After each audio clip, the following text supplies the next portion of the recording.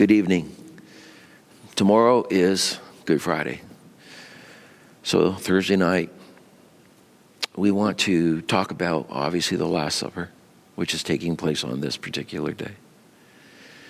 And so we're going to dive right in. Yeah. It starts with a bang. I mean a bang. And I'm just going to read one quick section from Mark chapter 14.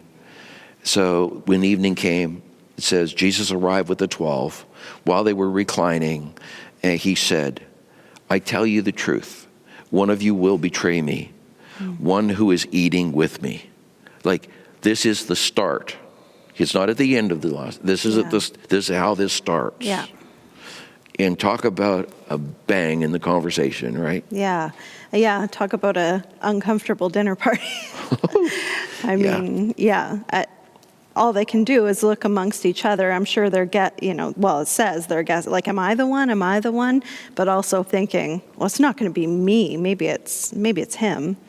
But this is really where we begin to see this breakdown of the us, right? Jesus had this strong us, these disciples who had walked his ministry with him, and it's starting to break down here. It really is. Yeah. There's different factions now that are coming in, and Judas, as we know, has already started the process in selling Christ and betraying Christ, and being the one to break out this block around him.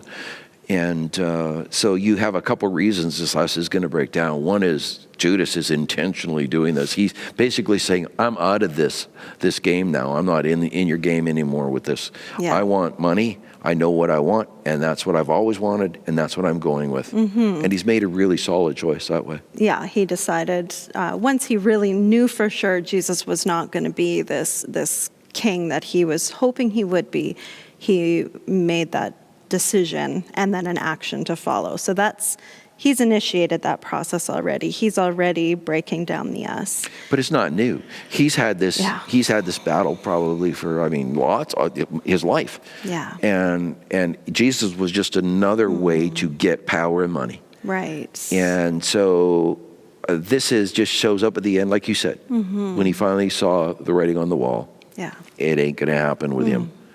So he wants to kind of cash out. Yeah. He's cashing out. Yeah, before it's too late, because he can see and feel, as everyone else can, the tensions ramping up, right? All the while remembering, like, Jesus chose Judas. This is not unbeknownst to Jesus. This was part of how it had to go, because no one else could take Jesus' place on the cross. So this breakdown had to happen. It had to happen.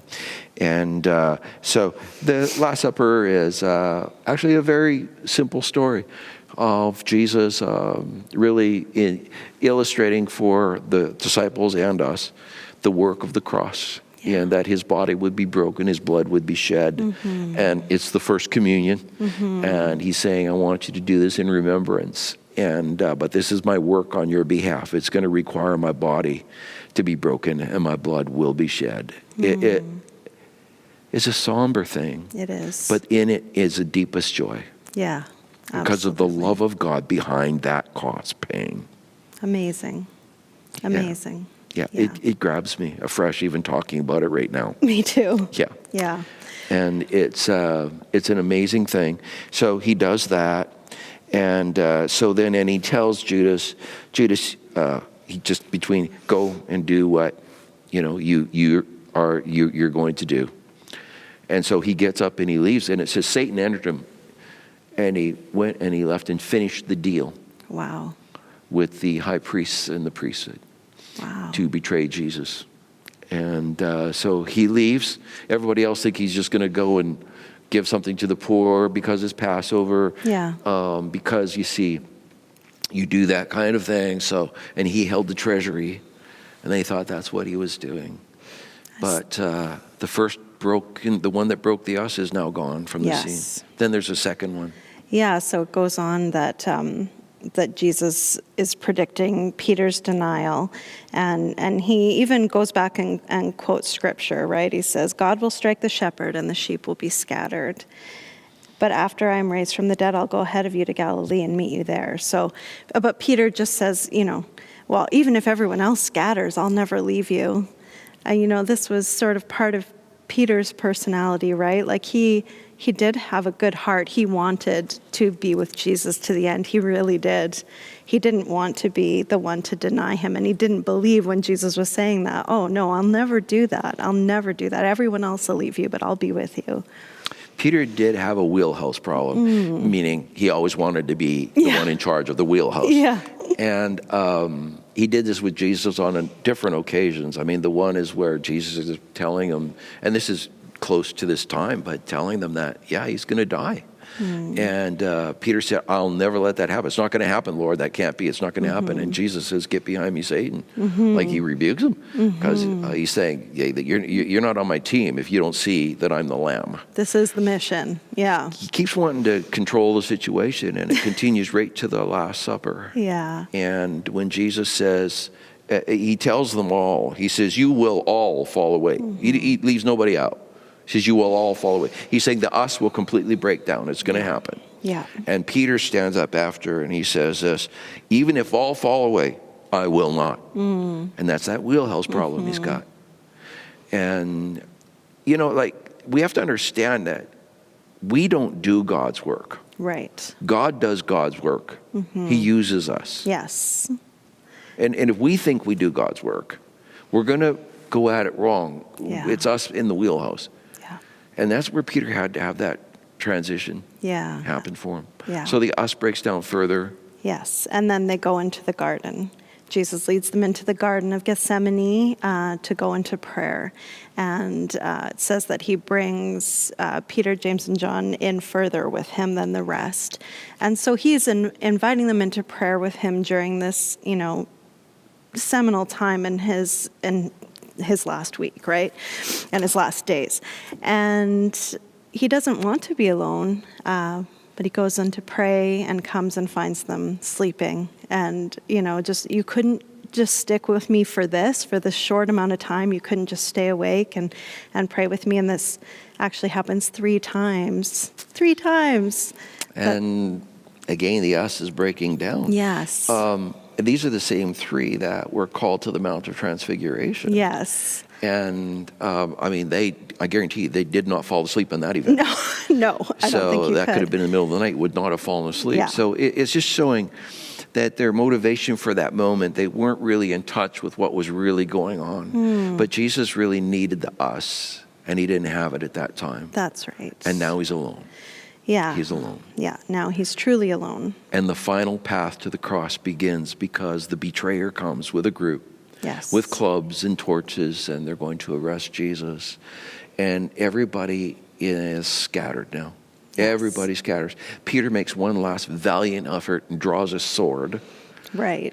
And cuts off the high priest servant's ear. His name was Malchus, but cut off his ear. And it was sort of that one last gallant effort of his to be in the wheelhouse and say, I'm stopping all of this. Yeah, I have the power to do that. Yeah. And Jesus just, And Jesus heals the guy. He does. And he says, you know where to find me. Like, what am I, like, you knew where to find me. I've been in the temple every day. You didn't have to come with all of this. You could have just come and arrested me at any time. Yes. And, he had surrendered to the plan. That's why he was there. He was finally alone, which is how it had to be. The us had totally broken down. Now it was just him on the path. Yeah. And he was the one that now is going to face the trials alone. Yeah. There's an interesting piece of this story that after everybody has left him and right at the arrest, and you quoted that part, but there's one last sentence in there where it says, he says, you didn't have to do all this to arrest me. But he says, but the scriptures must be fulfilled. And what he's doing there, he's saying, look, it's been prophesied, I'm going to die. It's been prophesied, I'm going to go through all of this. I mean, much of the cross was prophesied. Much of all of this rejection was prophesied. And he's going through each and every part of this to fulfill to the last letter all of the prophecies of the Old Testament about the Messiah and how he would suffer and die. And so it just tells you how God honors his own scriptures. Absolutely. If he speaks it, he will see that it's fulfilled. Absolutely. God's word is always fulfilled. Not one word falls to the ground. That's He right. says that. So even in this lonely path, God is fulfilling exactly what he has promised would happen. Yeah. Tomorrow night we're going to talk about, to me, it moves me deeply. But it's not just the nails, or it's what's transitioning between Jesus and the Father. It is what's transitioned between him and the disciples. And the carnage of the cross was not just blood and a broken body. It was a loneliness. It was a rejection. And we're going to talk about that more tomorrow night. Yeah. But for now, we've all not been faithful to Jesus in the garden of prayer. We've all done our own forms of denial. We've all failed. We all have. Yeah. But I will tell you, the grace of God is more than enough. And get back up on your feet and become an us with Jesus this week. Not where you're the bravado one going to protect Jesus, but you're going to respond to him and stay with him as he fights his battle in this world, using you, giving you the honor of being a part of that. And I pray, I do, that this will be a time in Passion Week where you take a look at that wonderful honor of being able to stand with Jesus, and by the grace of God, pick up wherever you fell off and let God use your life in really good and new ways. God bless you. Enjoy the rest of your evening, and enjoy the next segment.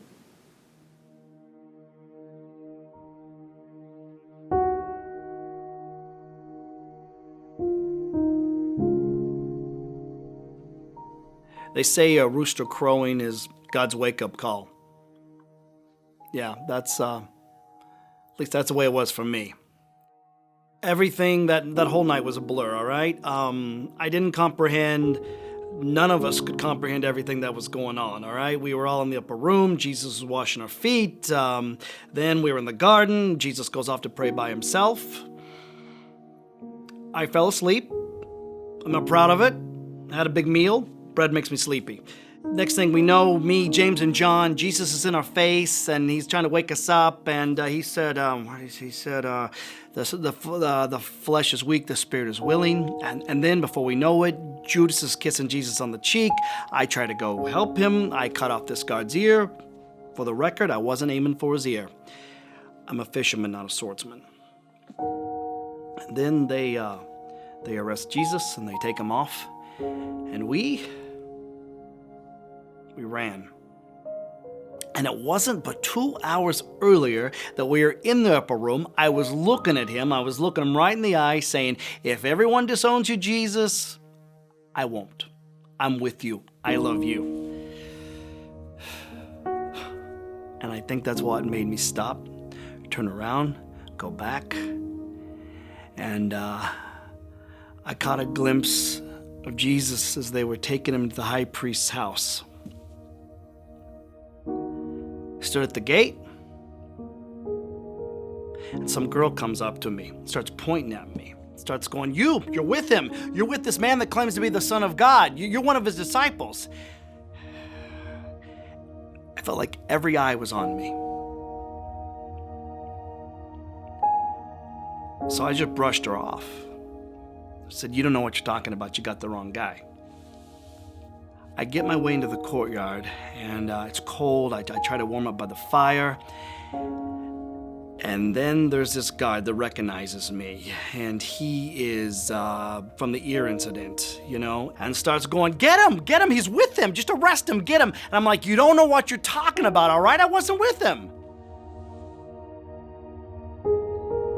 It was easier the second time to deny him. It was sometime right before morning, and this wise guy, he comes up to me and goes, who you kidding, all right? Who you fooling? You're with him. I can tell by your accent. I'm like, this is just the way I talk, all right? And the whole night, they kept pushing him around. They kept beating him. They kept spitting on him, throwing insults at him. And I couldn't take it anymore. I had enough. I was tired of people accusing me, looking at me. And I said a few things that I'm not proud of, but I was like, leave him alone. You don't know what you're doing, all right? Just leave him alone. I wasn't with him.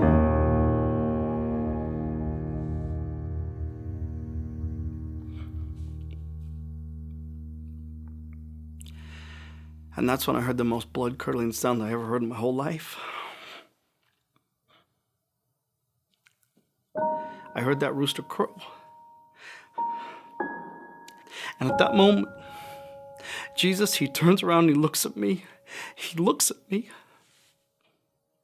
And his gaze, you can't escape his gaze. I mean, when his eyes are on you, you cannot escape it. And they arrested him and they took him off.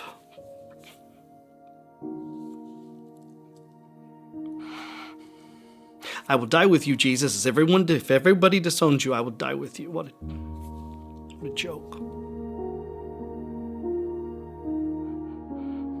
I mean, what would you do? At that moment, at that time, I ran. I ran so fast, I ran so long.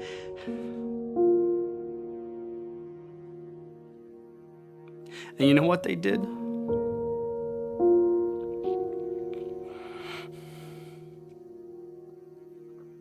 They killed him.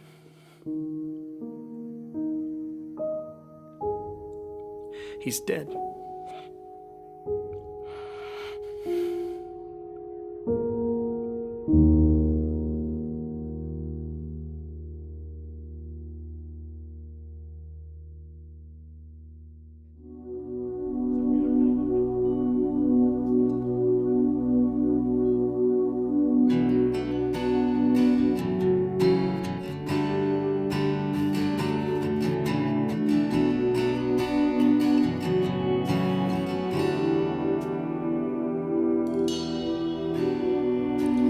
Savior, I come, quiet my soul.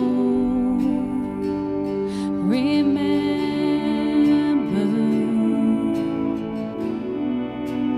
redemption's here, where your blood was spilled for my ransom,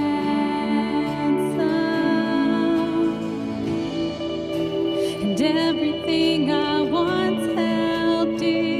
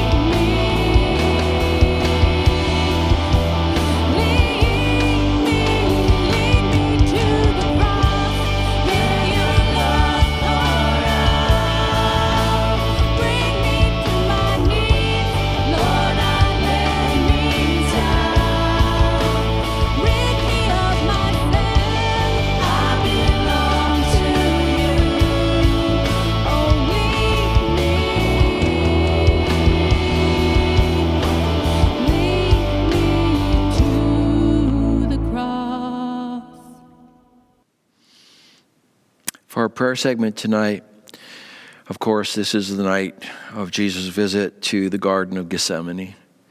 He takes along his disciples. And just listen to the first part of Scriptures with this. They went to a place called Gethsemane, and Jesus said to his disciples, "Sit here while I pray." This is, the setting is they've just finished the Last Supper. He's instituted the Lord's table, communion. Judas is about his work of betrayal. Peter's been told basically he's going to be denying the Lord 3 times. And the us is breaking down. You know, there's an us in prayer that's really important. And Jesus doesn't go alone to the Garden of Gethsemane. Isn't it amazing that Jesus, the Son of God, didn't do it alone? Only if he had to. He had his disciples with him, and he took them to this place. And he tells them to sit here while he goes and pray. But it was a they. They went to a place. He tells them to sit there while he goes to pray. And then he takes Peter, James, and John along with him. And he began to be deeply distressed and troubled. So he knows he's entering into this last wrestle before the cross.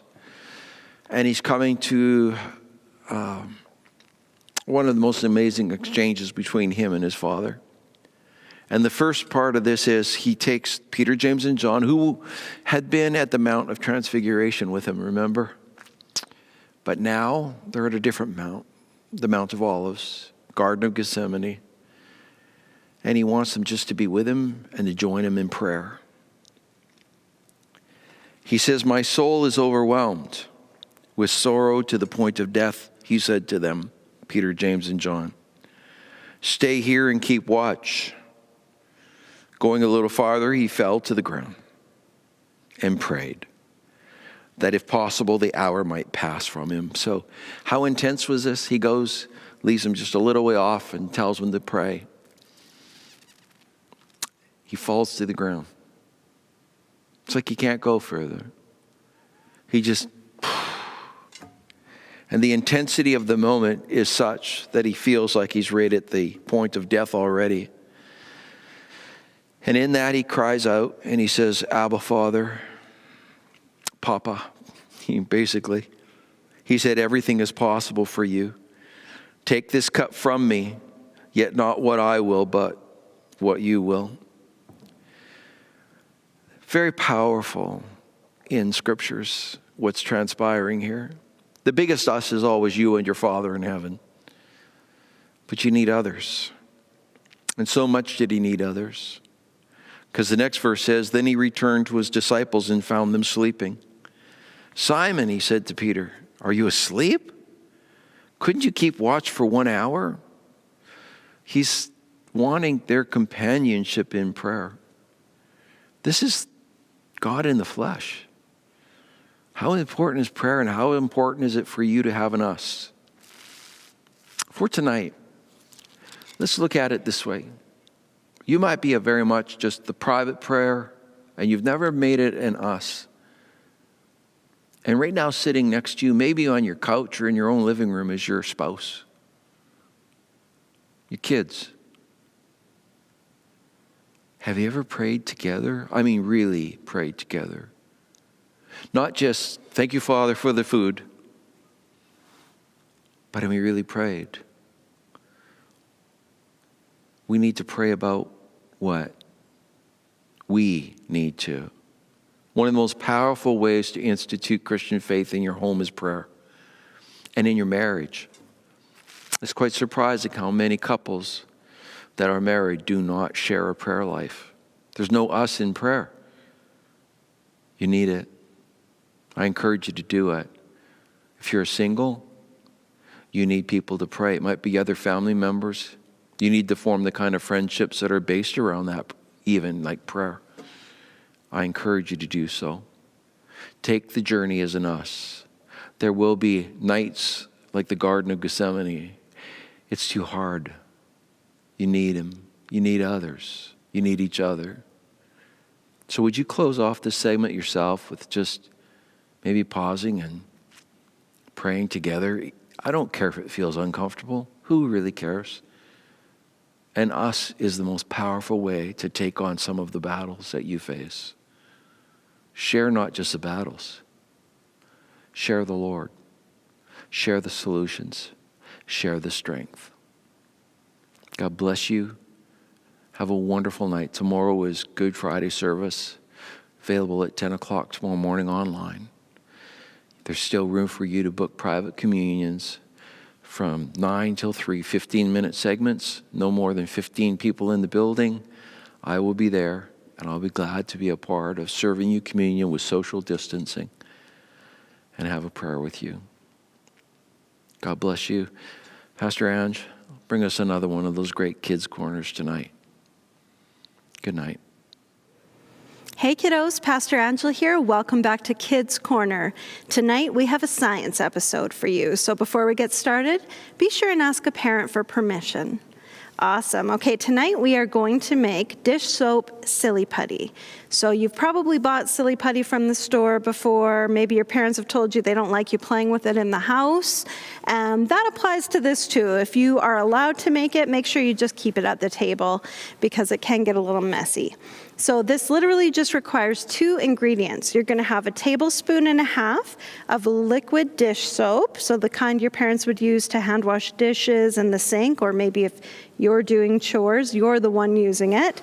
So 1.5 tablespoons of that, and 2 tablespoons of cornstarch. So you're just going to add that to the dish soap. I had a little more than 2 tablespoons of cornstarch, so I didn't add the whole thing. And then you're just going to start stirring it together. Now, you might find that it's still a little sticky. If that's the case, you add a little more cornstarch. Or if it's too dry, then you add a little bit more dish soap. But you're just going to stir until it becomes hard to stir. And then you start using your hands. And you're just kind of mixing it together until it forms sort of a nice little ball. And it starts to feel a little bit like silly putty should. And then I'm just going to mix it in my hands. It's getting a little messy, but it's starting to feel the way silly putty should.